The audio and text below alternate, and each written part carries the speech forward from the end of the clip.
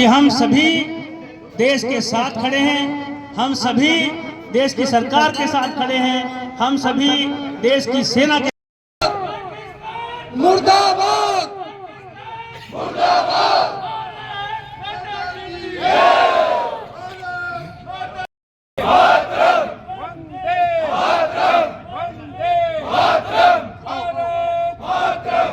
जिस हिंदू का खून न खोले,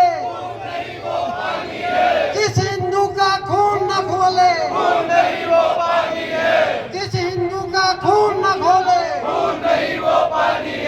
जिस हिंदू का खून न खोले, जिस हिंदू का खून न खोले, जयकारे वीर बजरंगी, जयकारे वीर बजरंगी। भारत माता की भारत घर से कहो, घर से कहो, भारत माता की जय, भारत माता की जय। मातरम मातरम वंदे मातरम, मातरम मातरम, वंदे मातरम, मातरम मातरम, वंदे मातरम। भारत माता की भारत माता की जयकारा वीर बजरंगी। देश के गद्दारों को गोली मारो, कड़वा है पाकिस्तान, कड़वा है भीम का पत्ता, कड़वा है पाकिस्तान, कड़वा है। देश के गद्दारों को गोली मारो, देश के गद्दारों को गोली मारो, देश के गद्दारों को गोली मारो। हिंदुस्तान जिंदाबाद, हिंदुस्तान जिंदाबाद, हिंदुस्तान जिंदाबाद। वंदे मातरम, वंदे मातरम, वंदे मातरम, वंदे मातरम। देश के गद्दारों को गोली मारो। होगा तो ना थाना पुलिस बचावेगी, सेना बचावेगी, बंगाल में बचा ली दिखड़ी 50 का, कश्मीर बचा ली दिखड़ी 50 का। क्या होगा आई स्थिति उभारी। आप भी कहने की बात करने की भाईचारो है, कोई भाईचारा वाली बात को नहीं। भाईचारा तो बड़े कश्मीर में अब बिल्कुल ही सामने आएगा। बड़े पर्यटक को नहीं मरिया, गलत बात है। इसको प्रचार करने जा रहे पर्यटक मर गया, पर्यटक को नहीं। पर्यटक तो मेरे ख्याल से 1000 1500 तेरो नाम के इस्लाम चल बठन, तेरो नाम के अगस्त चल बठन। केवल हिंदुओं को एक तरफ करके और फिर उन पर उनको मारा गया, उनको टारगेट किया गया। वो बयान सारे हमने पढ़े। वो एक महिला तो यहाँ तक कह रही थी मेरे को, मैंने कहा कि मेरे को मारो, तो उसने कहा ये मोदी को जाके समझा देना, संदेश दे देना। और हम ये भी सोच रहे कि साहब इसमें कश्मीर के लोगों की कोई गलती नहीं है, वो तो पाकिस्तान के आतंकवादी आए। आज वो भी अखबार में आ गया कि वहां के लोकल लोगों को शायद इस सारे पूरे घटनाक्रम का लगभग अंदेशा था, इसलिए वो हमको ठीक प्रकार से ट्रीट नहीं कर रहे थे, हमको वस्तु नहीं दिखा रहे थे। हमें कुछ खिलाने पिलाने की वस्तु है तो वो जल्दबाजी में दे रहे थे या देने की कोशिश ये सोच रहे थे ये चले जाए यहाँ से तो ठीक है, यानी उनको ही अंदेशा था कि इस प्रकार की घटनाक्रम होने वाला है। तो इसलिए कोई भाईचारा भाई तो दूसरे है, चारा हम, ये हम अच्छी तरह से समझ लें। और ये एक गीत और कहूंगा क्योंकि मैंने बोलना खातिर में तो मेरे बोलना ही में मान लियो जाए, ठीक है। बिला बिलावे दांत भींच, कबूतर आंख मीचता, कबूतर आंख मीचता। बिलावे दांत भींचता, कबूतर आंख मीचता। बिलावे दांत भींचता, कबूतर आंख मीचता। कबूतर तेरी नीचता जो तुझको खाती आई, कबूतर तेरी नीचता जो तुझको खाती आई। जिस जाति में, जाति का मतलब ये हिंदू जाति, आप उस मतलब ये ब्राह्मण क्षत्रिय वैश्य ये जाट राजपूत, जिस जाति में मेल होगा सुख से रहती आई, जिस जाति में मेल होगा सुख से रहती आई, भाई लाठी जिसकी भैंस उसी की दुनिया कहती आई, भाई लाठी जिसकी भैंस उसी की दुनिया कहती आई। हथियार भी रखो, चाहे लाठी हो, वो भी एक हथियार है।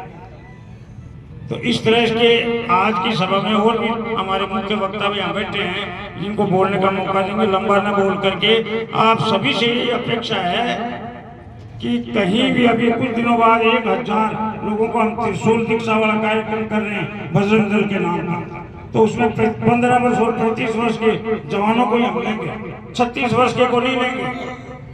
तो वो 1000 नवलगढ़ में बनाने वाले हैं। तो सब लोग, आप लोगों से आह्वान है कि उसमें बजरंगी जयकारे वीर बजरंगी।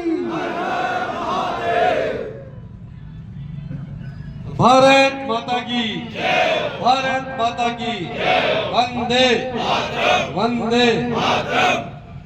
सबसे पहले तो 22 तारीख को जो कुकर्ते आतंकवादियों ने किया और उस हमारे देश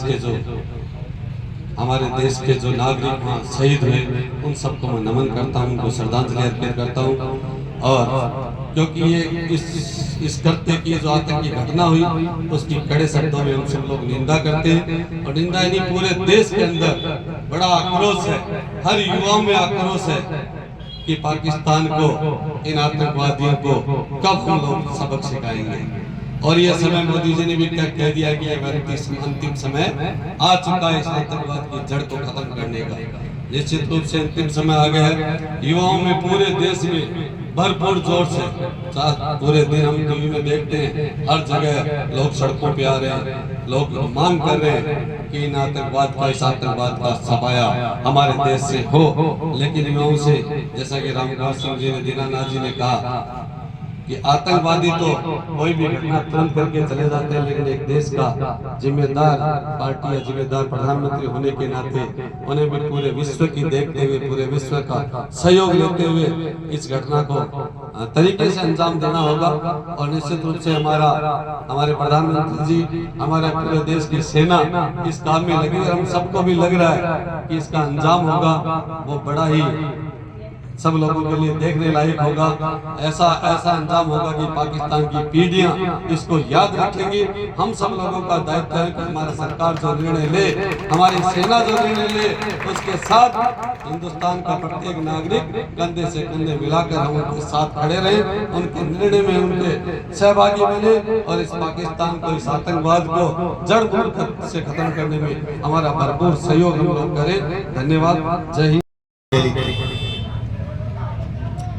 क्योंकि अपने शरीर, जो अपना शरीर है, समाज रूपी अपना जो शरीर है, उसकी सारी नसों को एक साथ काटा गया है।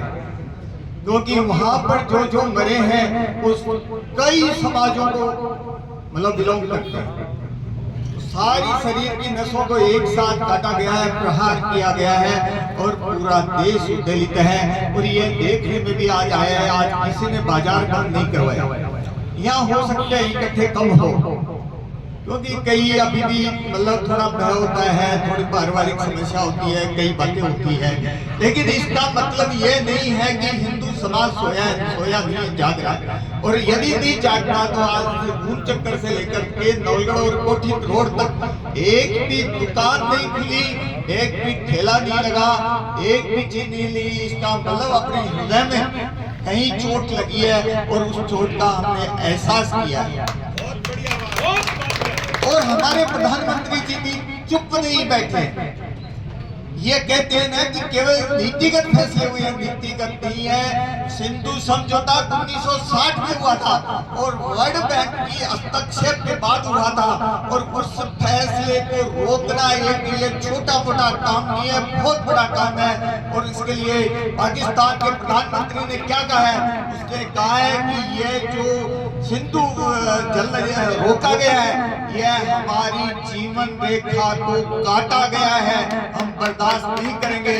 कितना बड़ा दर्द हुआ है उनको, इसको आप देखिए। और यह दर्द करके आज ही अभी कश्मीर में कई घर जो आतंकवादियों का जो समर्थन किया है उनको विस्फोट से उठा दिया गया है। कोई बुलडोजर नहीं चला है, पूरा पूरा घर ही विस्फोट से उठा दिया गया है। अभी आप न्यूज देख सकते हो। तो यह सारी जो स्थिति है, कहीं भी आतंकवादी, मोदी जी ने यह कहा है कि धरती के किसी भी छोर पर चला जाए लेकिन एक भी आतंकवादी नहीं बचेगा, तो निश्चित रूप से नहीं बचेगा।